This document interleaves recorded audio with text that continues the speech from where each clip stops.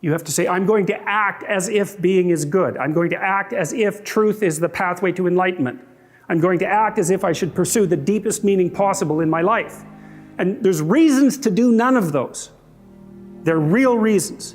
So it's really a decision. But you can't find out what the consequence of the decision is unless you make the decision.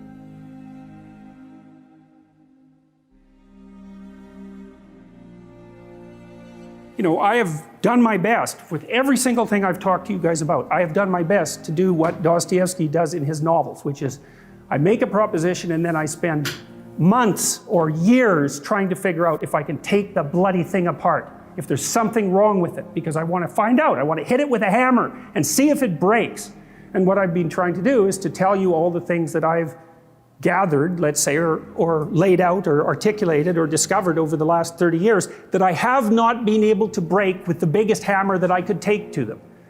And I guess that's the fundamental one, is that I believe that the idea that lurks in these images, derived from very different cultures, it's the same idea. Life is suffering. Right. Indisputable. What do you do about that? You voluntarily accept it and then strive to overcome the suffering that's a consequence of that. And you do that for you, and you do that in a way that makes it better for other people. And then that works. And one question might be, well, how well does it work? And the answer is, the only way that you can find out is by trying it. That's it. That's the existential element of it. The proof is to be derived by the incarnation of the attitude in your own life. No one can tell you how it will work for you. It's the thing that your destiny is to discover that. And you have to make the decisions to begin with, because you can't do this without commitment. You have to commit to it first. That's the act of faith that Kierkegaard was so insistent upon. You have to say, I'm going to act as if being is good. I'm going to act as if truth is the pathway to enlightenment. I'm going to act as if I should pursue the deepest meaning possible in my life. And there's reasons to do none of those. They're real reasons. So it's really a decision.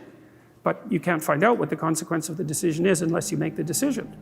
I think the same thing happens when you get married, by the way. If you think you might leave, you're not married. And then you think, well, the marriage didn't succeed. It's like, well, maybe you were never married. Because the rule is, you don't get to leave. And there's a reason for that rule.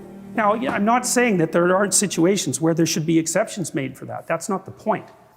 The point is that there's some games you don't get to play unless you're all in. The other thing that's so interesting about being alive is that you're all in. No matter what you do, you're all in. This is going to kill you.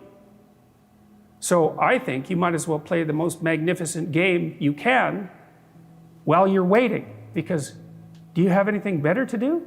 Really? Why not pick the best thing possible that you could do? Why not do that? Maybe you could justify your wretched existence to yourself that way. I think you could. That's what it looks like.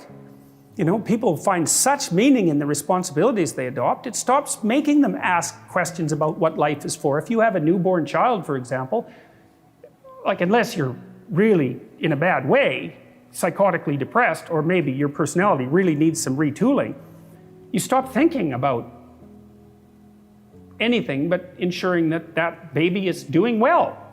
And if someone comes along and asks you an existential question about your commitment to that, the right response is, why are you asking me such stupid questions when this is manifesting itself right in front of your eyes? Like, how blind can you be? That isn't a time for questions about the meaning of life. The answer is right in front of you. And if you can't see it, it's not because life has no meaning, it's because you're blind. I mean, that's what the image of the Virgin Mother and the child is all about. It's like, what's the answer to the meaning of life? Here's an answer. It's like, well, I'm going to criticize that. Well, go right ahead. You're like a termite gnawing on a temple. There's no utility in that sort of criticism. It's blindness.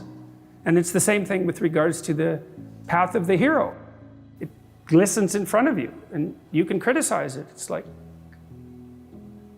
fine. Put the cart before the horse and see how far you get.